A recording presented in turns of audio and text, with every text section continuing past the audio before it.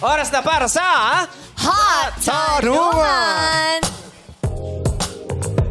Samgyup sa pasok! Yan na.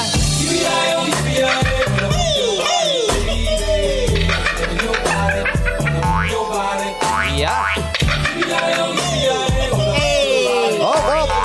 Ba't parang binasa na yung pork?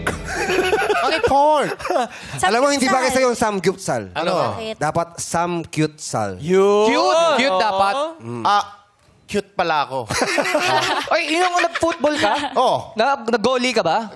Nag-goalie ka? Oo. Goalie. Nag-goalie ako, deodorant pa ako.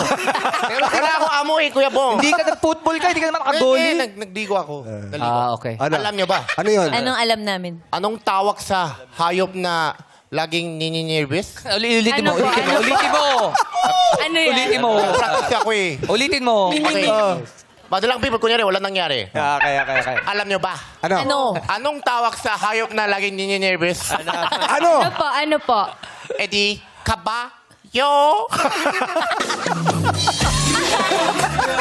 Samgyupsal! Galing talaga ni Sam, no? So, nervyoso pala mami mo. Galing, ano? Ay, kay Kuis Jo. Thank you. Grabe. Thank you, Jillian. Ishin pala, hindi Shin. Ishin.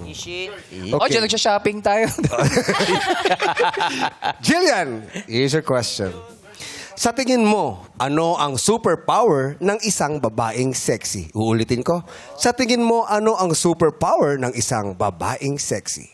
Para po sa akin, ang superpower ng isang babaeng sexy ay yung mindset niya. Yung mindset niya na iset yung goals niya para maging maayos yung pangangatawan niya. And at the same time, yung attribute niya as a person and yung quality niya as a woman. Kasi po, nagiging empowered ang isang babae once na alam mo yung worth mo and alam mo kung saan patungo yung tinatahak mong landas and yung goal mo. That would be all. Thank you. Thank you, sexy babe number 2, Jillian. Napapalakpak ang madlang people eh. Oh. Alam mo, ba't pumalakpak ka madlang people? Bakit? Sabi ng jester. Masunurin lang sila. Susunurin.